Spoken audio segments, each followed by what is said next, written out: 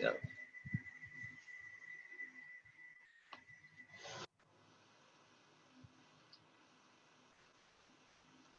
All right, we'll get started here in a couple minutes. Once it hits 8. Charlie Weezer. Nice. I didn't know Charlie was in here. Well, oh, nice.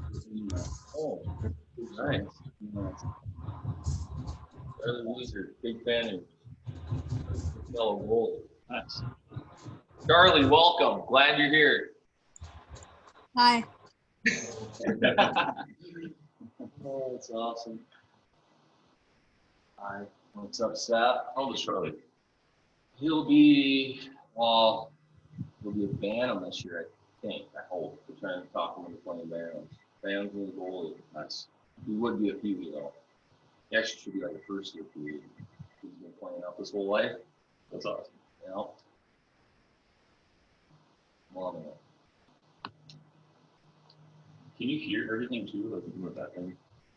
Oh, I don't know. Yeah, I think so. I mean, hey, can you guys hear it? Can you guys hear us just fine, or is that fan interfering?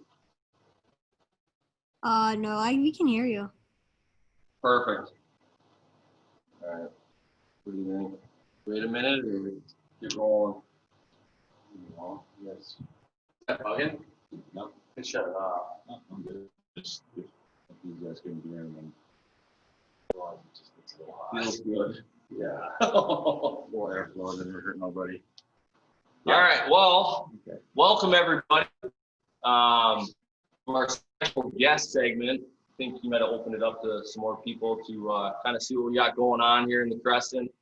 Not only with our No Athlete Left Behind, but our summer program as well. Going great so far. Me and Brandon got a lot of kids in the gym. So Can you do going really good. Yeah, if you can. Oh, there we go. All right, so tonight we got a good friend of mine.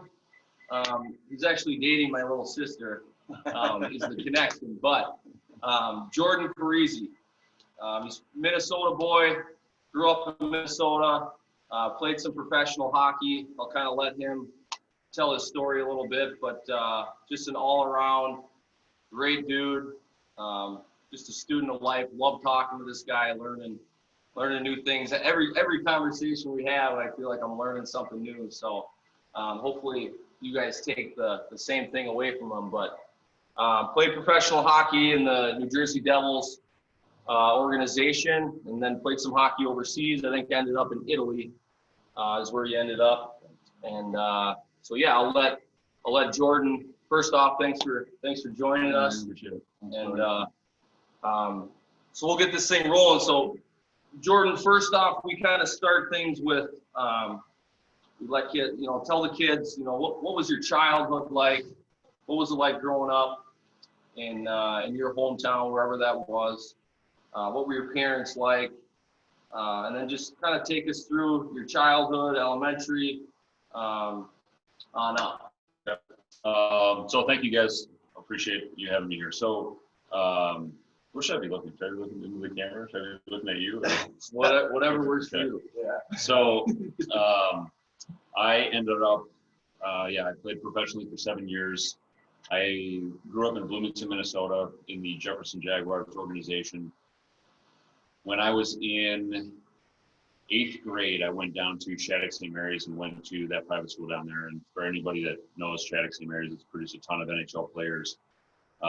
Really wasn't the catalyst for me deciding this is the path that I'm going to go. And there were so many excellent players that were there that we had this really amazing setup where when you have all of your best players being your hardest workers, and then you have a bunch of these best players all together, you really don't ever have a limit. It's just everybody chasing each other. So you have, Ben and Patrick Eves are there, and those guys that Patrick played in the NHL for a bunch of years, and then coming in the pipeline, then you have Zach Parise, and you have Drew Stafford and Chris Porter and Taylor Chorney, and there's just, if I said John Taves, Ryan Duncan, all these guys were just there and got to see and follow. You know, Johnny Taves was sitting there and he was watching Zach Parisi and then trying to do everything that he possibly could in order to get to that level. Jack Johnson, the same thing. He came in as a 13-year-old kid, and you look at him and you're like, wow, I don't know why this kid's even here. And he saw this opportunity that I can get better every single day, and I can chase the best players that are in the country right now. And they just kept going, and everybody got better and better and better, and there was really no limit to it.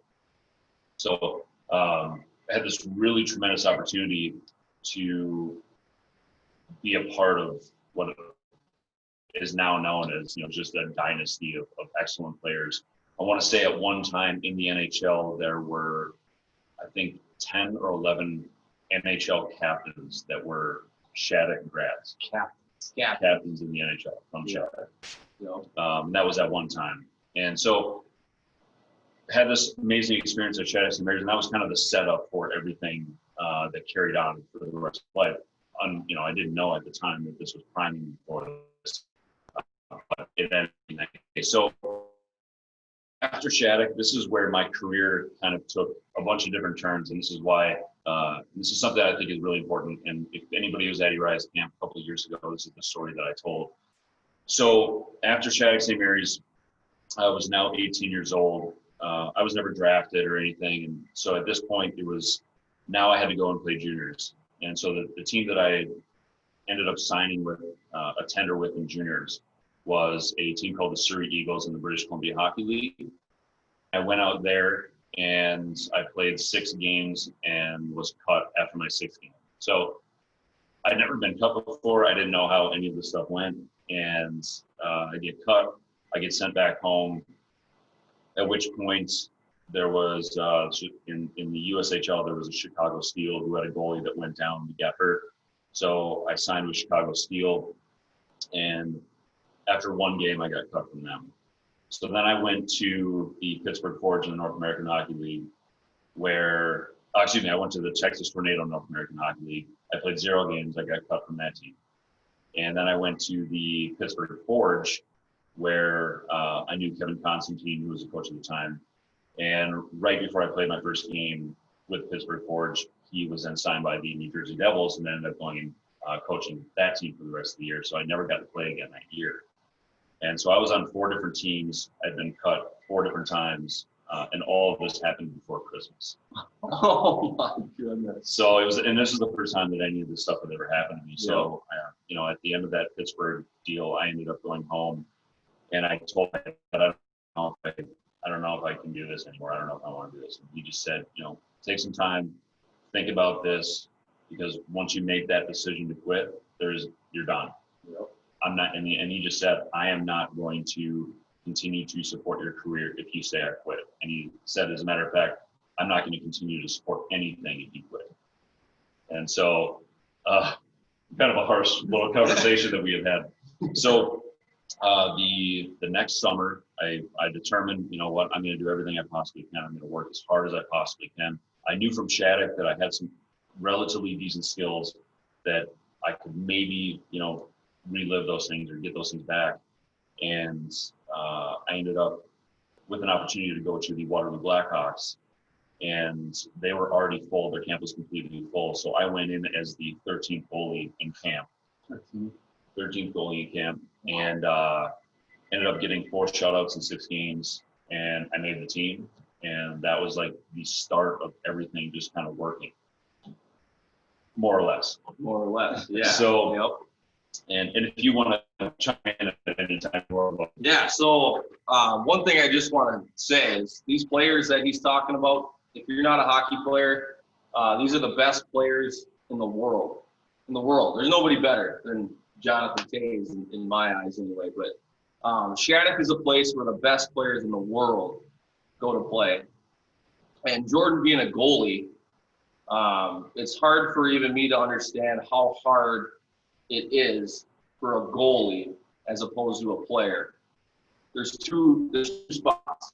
One guy plays. And one guy plays. Like he said, he's the 13th goalie at a tryout. Yeah. They're taking 2. They probably have a couple guys in mind. So long shot. It's a long shot, absolutely long shot. And, you know, talking about how many times he was cut and just wouldn't take no for an answer says a lot about the guy.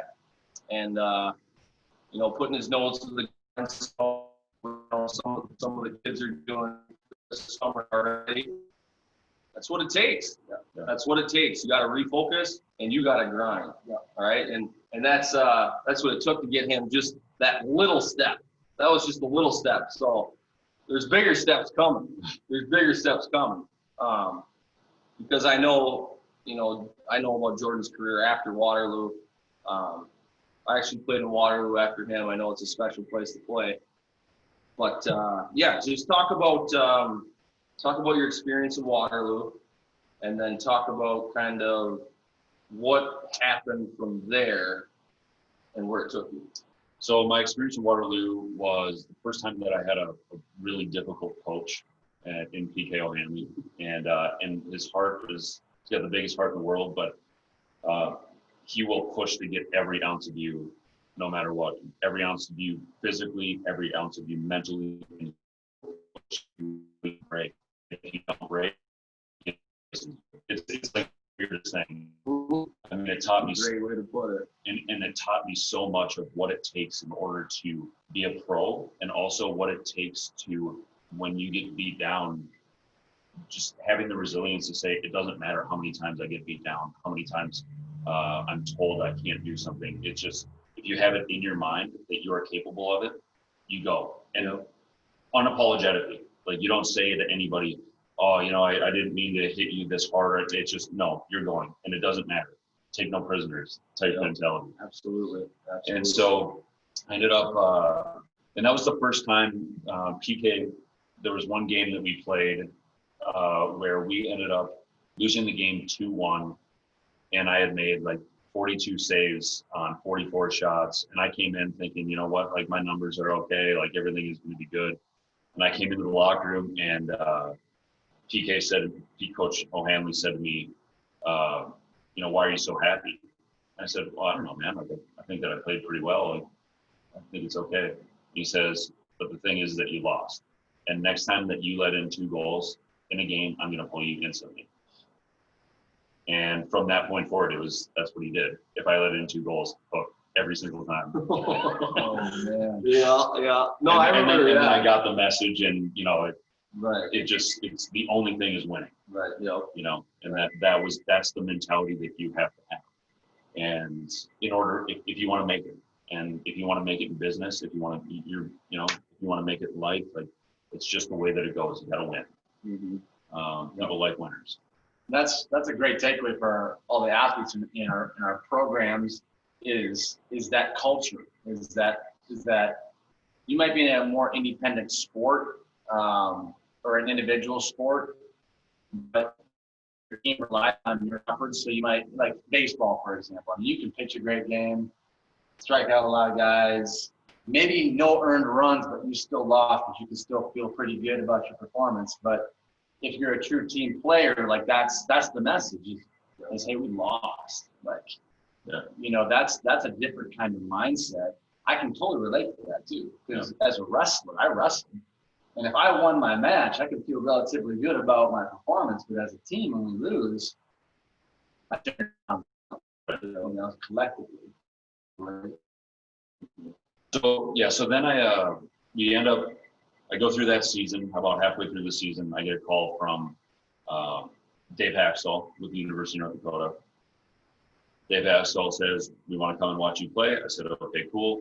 They came down, had a good game, talked to him after the game. And he said, we just want to let you know that we're keeping our eye on you. And in the meantime, I had played well enough where I had a couple of other schools that were showing interest, but not really that much interest. And my brother at the University of North Dakota, and I got to go watch a game there. And when I saw a game at the Ralph Engelstad Arena, I just said, there is nothing, there is no better place to play college hockey than to become a fighting suit. I mean, that is like hockey in general. I'd say hockey in general. Is it awesome? Oh, unbelievable. The atmosphere is, I would say, better than a pro game. Yeah, I would say that absolutely. So you definitely right there. So we get about 3/4 of the way through the season, and now it's time for me to make a decision on what I'm going to do for the next year.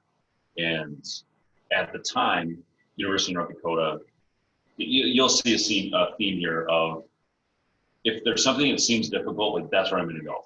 I never said, like, okay, if somebody said you're going to be the starter at this place, I'd be like, nah, I don't want. That's going to be the hard place. That's where I'm going to go. And most cases. yes, yep. Yeah. And so I determined I want to go to University of North Dakota, and at the time I was the 6th goalie on their depth chart. And so I put together a couple, beginning of the season, everything was fine, got a couple of wins, got things going. I actually started my career in North Dakota going 11 games unbeaten, which was before, and ended up starting to take over. They ended up cutting a couple of guys because they realized we don't need to go anywhere else for goaltending.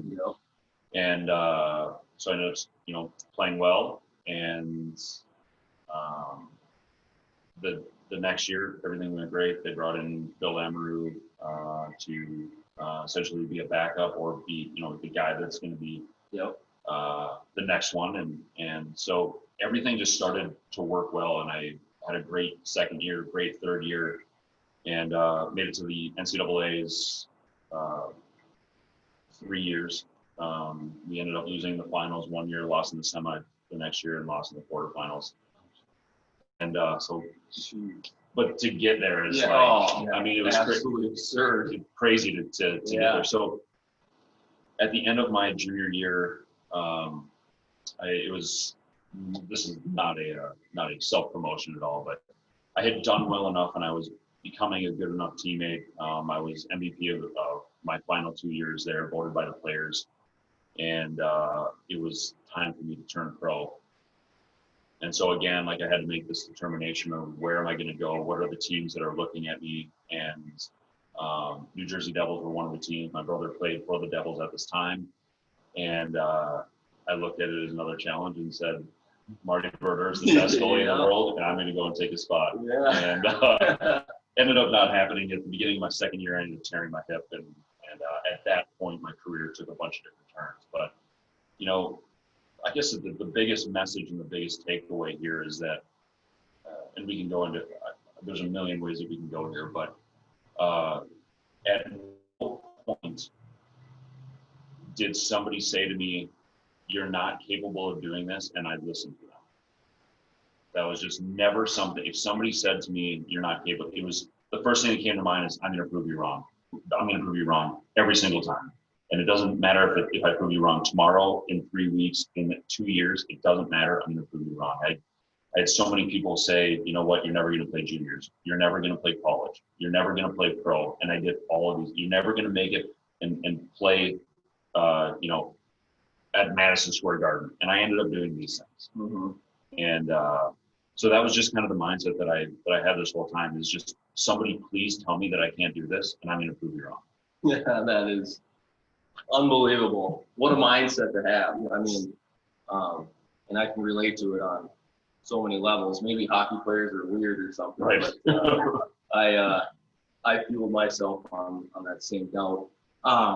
So talk about playing in the system behind one of the best. So Martin Brodeur, for those of you who don't know, is considered probably the best goalie to ever live, I would say. Yeah, most wins ever. Nobody's ever even touched that record. Yeah, I don't think there's anybody that will ever be better than Martin Brodeur. And talk about being behind a guy like that.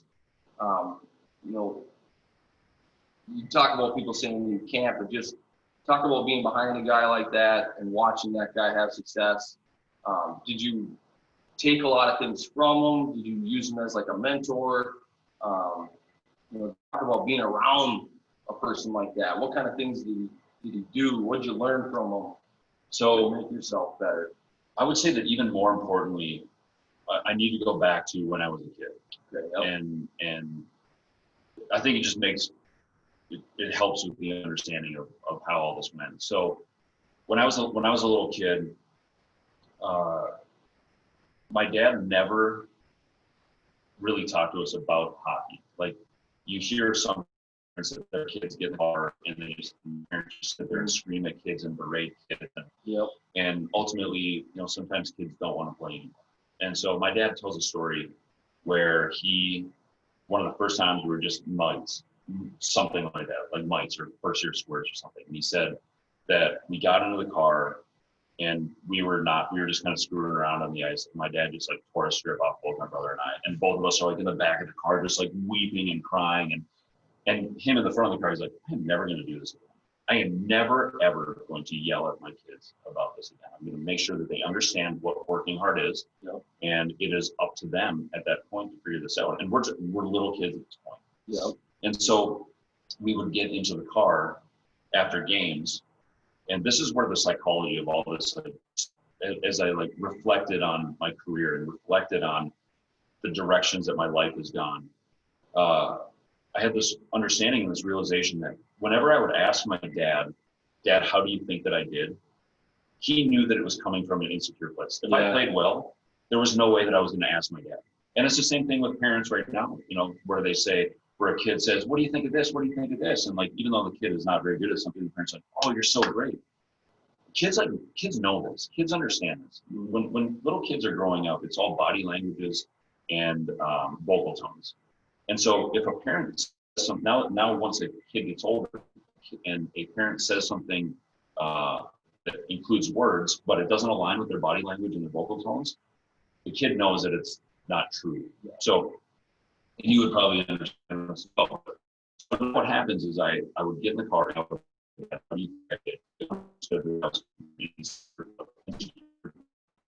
and immediately back on me and say, well, how do you, and we're talking about at like 6 years old. And so now I have to look at myself in the mirror and I have to make a true assessment of how I am performing and how I am doing. And if it's not good enough, that's on me. That has nothing to do with it.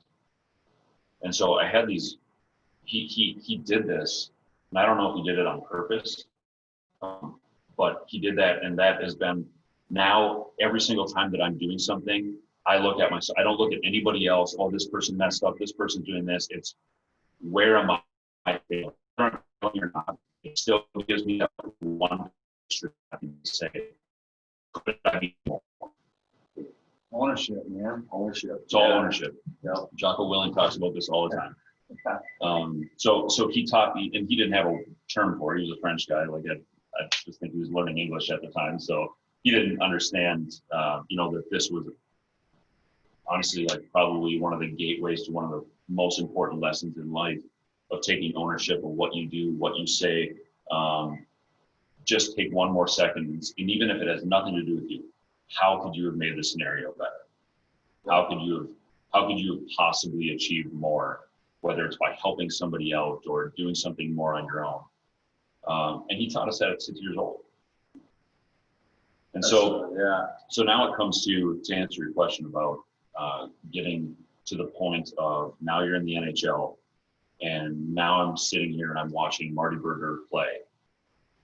And I realized that for the majority, if not all guys that played in the NHL, had that exact same mindset.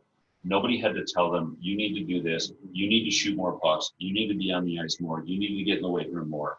All those guys just did it. Mm-hmm. They completely took ownership and took ownership of the opportunities that they had sitting in front of them. And it was complete self-motivation. Mm-hmm. And you run into these situations where you have a coach that's constantly screaming at guys, constantly motivating guys, which is another just very strange, bizarre type thing. The idea of that you are supposed to motivate somebody else. If you're not self-motivated, there's nothing that I can do. Yeah. There's no amount of yelling that I can do, psychological warfare that I can do to get you to that point of, oh, you're going to go lift more weights. This is all internal. This is all inside. And I didn't know what any of this meant until I got done playing and I started reading more and I started understanding more of the psychology behind things. And at the time, it was just innate. It was just something that my dad pushed into me that I didn't even know he was pushing into me.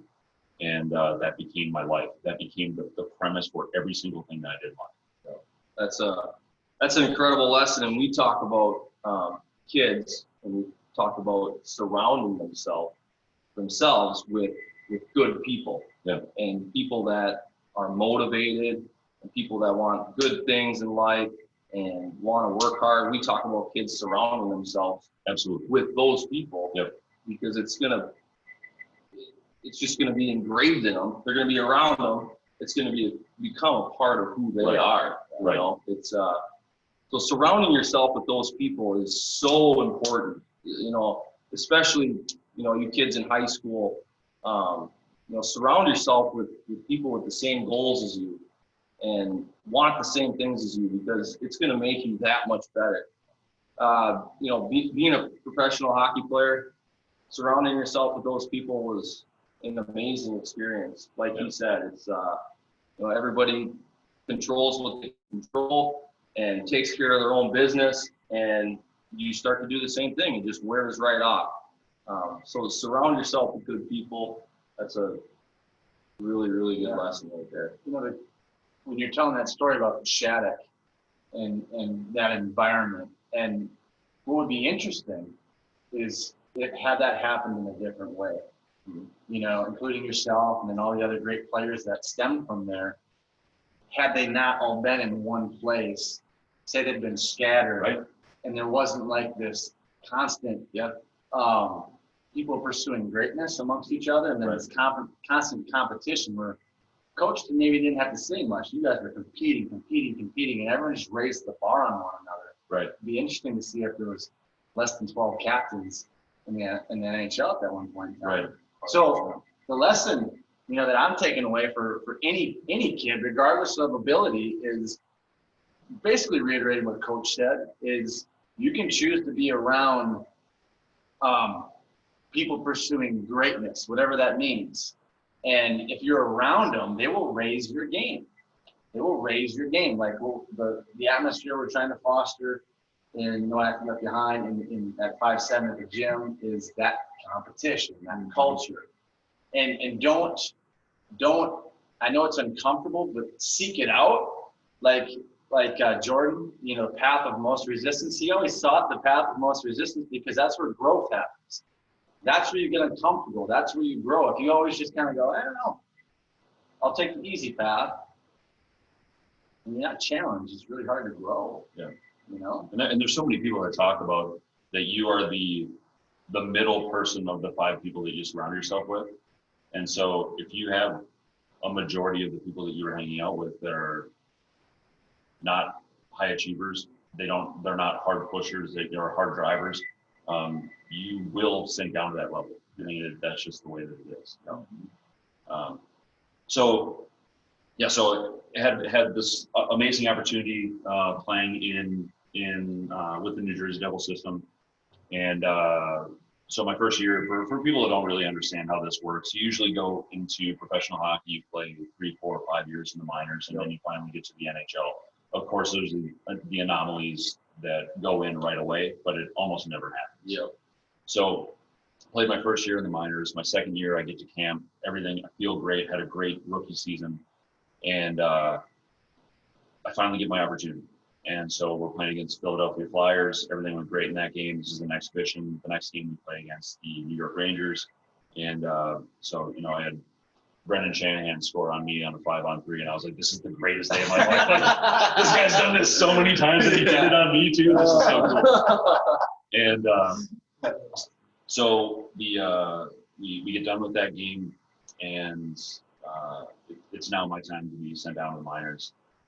And I get down to the minors, and my first game that I played in the minors, I ended up tearing it, and everything was just kind of like a downfall from that point.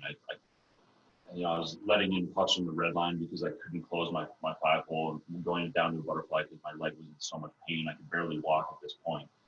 And finally, I had surgery in February to relieve that. And I felt at the time, this is a good lesson. So you try to make the best decisions that you possibly can with the information that you have. but sometimes you don't have the right information. Yeah, yeah. So I decided that it was best for me to go and play overseas. And so I missed out on my opportunity to play in the NHL. Just, there's nothing I can do about it now. It's just the decision that I made. So I ended up going overseas and had a great season. I went and played for a team that was owned by Red Bull in Salzburg, Austria. Had a great season. My hip was fine. Ended up playing, including playoffs. I played about 70 games that year. So everything felt great. Everything was good to go. And tried to come back per the advice of a guy who I wanted to listen to, but wasn't giving me the right advice. And I came back, and there were 26 unrestricted free agent goalies with NHL experience, and then me. And so I couldn't get in. And it was as simple as that. So I signed a contract that I shouldn't have signed with the Pittsburgh Penguins, went to camp with them, everything was fine.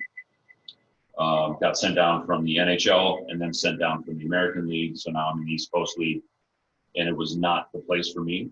And, you know, we talk about surrounding yourself with those high achievers. They weren't there for me. And so that wasn't the environment that I wanted to be in anymore. So I decided to go back overseas and played in the Austrian League again. So the first year I played in Austria, we lost to a team called Klagenfurt in Game 7. So then I went over to Austria my second year to Klagenfurt, and then we lost to Red Bull. In Game 7. No. Right, So like in their finals? Yep. And so decided, hey, you know what? I got to try to make it back one more time. So I signed a trial contract with the Rangers. And so if you think about this, how we talked about how I always try to go for the hardest place.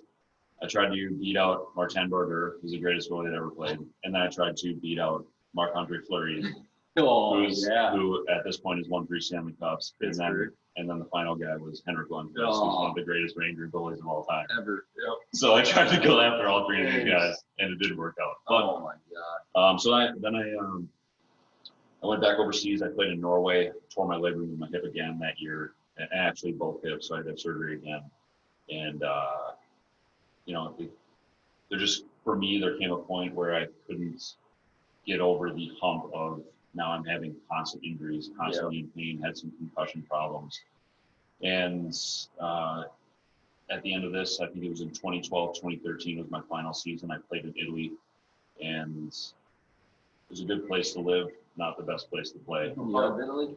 I was in the northwest corner of Italy. So again, like great place to live. I was about 2 hours away from Lake Como, up in the north part, and then I was 2.5 hours away from the Mediterranean Sea. And, you know, so I was in this amazing, beautiful part of the country and part of the world. And my career was over. And that was pretty much it. And I mean, you can attest to this as quickly as, you know, as it comes is as quickly as it goes. And it's instantly gone. And then you get to a point, you know, where I was 31 years old or 32 years old, and now I got to go and have a career somewhere. And so I felt that the best thing for me to do was get into. I had injuries, I had problems, I had multiple surgeries, and just felt the best thing about what on earth is going on in my body and how can I fix this? Because I was not on the path of fixing anything. And so that's what I decided to do after hockey. Yeah. So as a former professional athlete and entering the real world, I know it's a really, really strange and hard place to be. Talk about kind of finding your identity in this new world, you know, in this new place, the real world, without hockey, you know, being that world. Talk about finding your identity as you moved away from hockey and how tough that is. Well, so number one, getting done playing was extremely difficult. And then the year after I retired from hockey, my dad ended up getting lung cancer. And so now I'm done playing hockey. I'm in a job that I don't necessarily know if I like or want to do at all. And then I find out that my dad has lung cancer. And so anything that I thought of, like, hey, I'm going to start going in this path, was immediately put on hold. Yeah. And I had to figure out how am I going to navigate this new part of my life. And is he going to make it? Is he not going to make it? Unfortunately, I had access to a bunch of surgeons and people that were very high in the medical community. So I was able to bring them all this information and say, what do you think of all this? And they were just like, this is not good. So I kind of knew that this is going to be the last time that I get to be with my dad. So I tried to do as much as I possibly could. And then 11 months later, he ended up passing. So all of these things just kind of happened. There was this perfect storm of getting done playing and dealing with that. What am I going to do with that? Now my dad died, dealing with that. And now I don't feel like I have anybody to, like, usually you go to your dad and you say, hey dad, like, what do you think I should do? And now he's not there. Yep. So then this turned into 100% an internal battle of me trying to figure out where am I going. So again, like I said, I got into medicine, which was a good thing for me to do, but it wasn't fulfilling anything at all. And what I needed to start doing is exactly what you said, and figuring out what am I doing and what is my identity and where is it going. So I started reading a lot of psychology, a lot of philosophy, and there were a lot of excellent people. And you know, in Instagram, there's so many interesting things that happen, but there's also amazing people that are on there. And Jocko Willink is one of those guys. And taking ownership of your life, there was a time where I was just like, will somebody please just lend a hand? You know, I'm tired of, I pushed and I've sought the hard thing every single time. I don't want to do that anymore. Mm-hmm. And as I sat there and hoped that somebody held out a hand, nobody did. So again, this all comes back on what are you doing? How are you dealing with this? How are you figuring this stuff out? And so I started reading a psychologist, a clinical psychologist named Jordan Peterson. And he wrote a book called The 12 Rules for Life. And I started looking at all of these things, and then it just opened up all these different doors. And his primary message is one of the things that I would absolutely tell all your kids is compare yourself to who you were yesterday, not to who somebody else is today. And so if you can look at your own life and you can say, am I getting better in all facets of it? Am I getting better at talking, shooting? Am I getting better at being a brother or a son or a sister? Am I getting better at all of these? 1%, a 0.5% better every single day. You can't even imagine, you can't even fathom the direction that your life is going to take in 3 months, 6 months. You can't, there's no quantifying it at all. And so I just started on this path of I am going to focus on making myself better in all regards every single day. And I might hit a bump here and there, but that's all part of it. I say, this is still the path. I got to get back on the path. I got to stay the course. And that has really been, you know, as I've been searching for an identity and trying to figure out what is the next direction, I've just realized that as long as I'm moving forward, as long as I'm taking steps, I might find out that that's the wrong step, but that's okay. Because now I figured out that that's the wrong one. And now I can adjust and attack a different way. And so that's been the most important part for me, is just constantly moving forward and making sure that I'm better than who I was yesterday. Awesome. In whatever direction my life goes, as long as I'm learning and doing those things, I'm okay. Harrison is the thief to joy. That's chop wood, carry water. Yep. And just imagine too, like, you know, you guys are rare, you know, having played at that. You realize I'm not in fiction here. You guys are rare when it comes to just, well, a lot of things, but that you played at such a high level. You know, the reality is most people won't. That's just the reality. But that doesn't mean you can't be elite, you know, in life. It doesn't, you know, like, you can be elite in your thinking, you can be elite in your pursuit of all the things that Jordan was just talking about. It doesn't have to be athletically. I always, every time we talk to someone who's an elite athlete like yourselves, my identity was caught up in that, and I got lost for a really long time.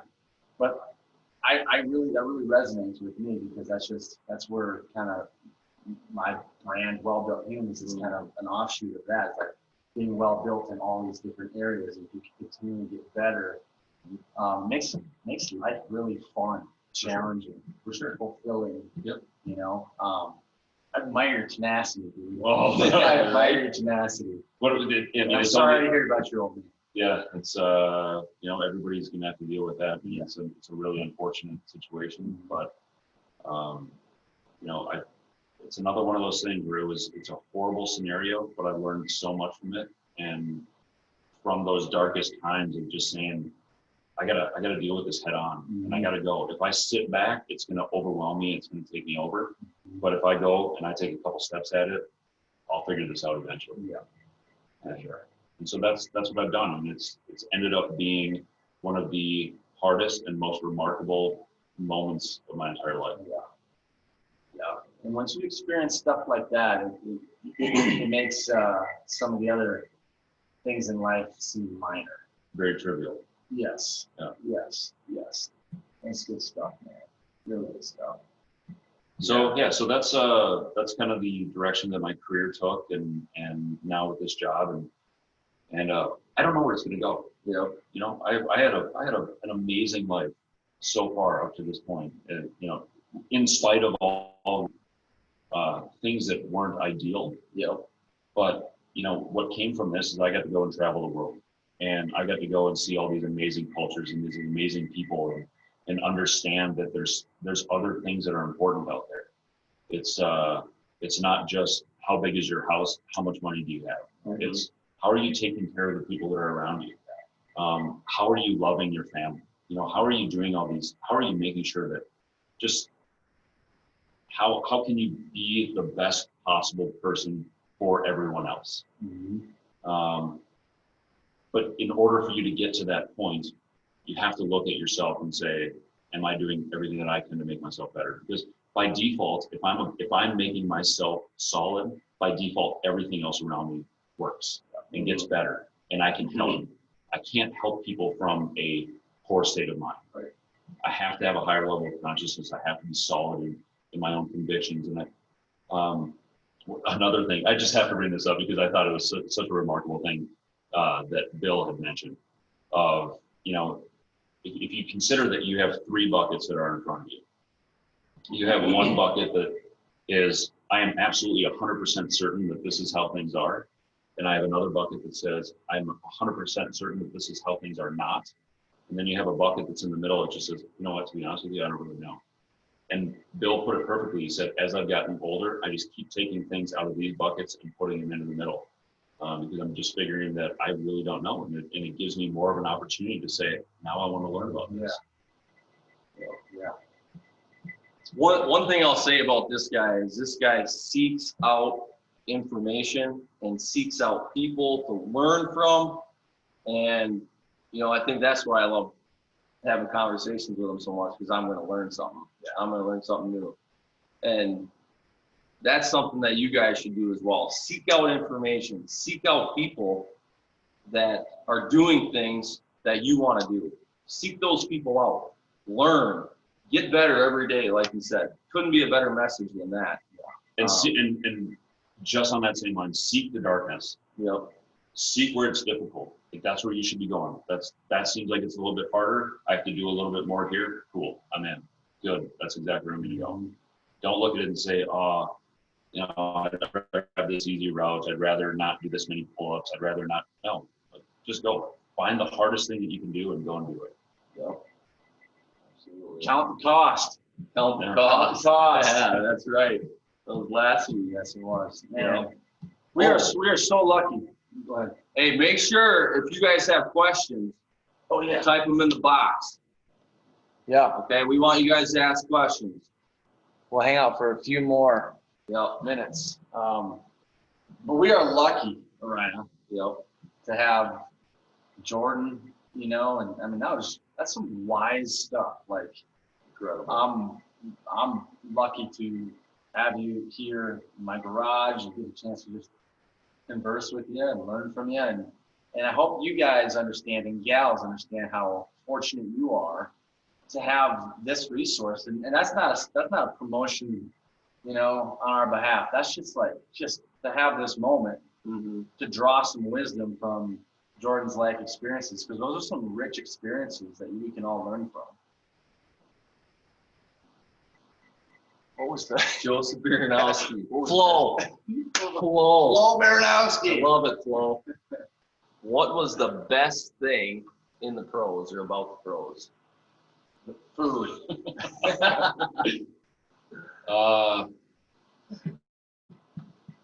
For me, I mean, it was just being around a ton of high achievers.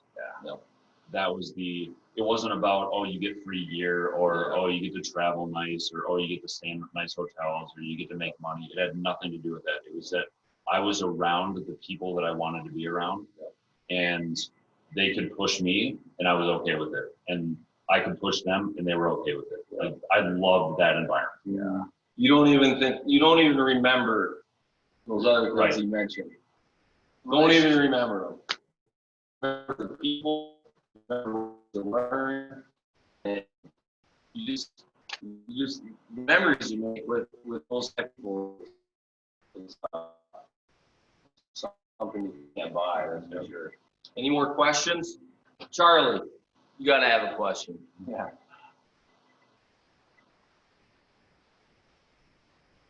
If you want to turn your mic on too, Charlie, you can. Yeah. You can't unmute yourself. No one wants. Oh, there he is. Chuck, you got a question? Not really. No. It's awesome. That's okay. That's okay. Hey, did you learn something? Yeah. There we go. Good. There we go. That's all that matters. That's good. Well, hey, Thank you guys. I appreciate it. no, yeah. Thank you, Jordan, for joining us. Thank you to everyone who tuned in tonight.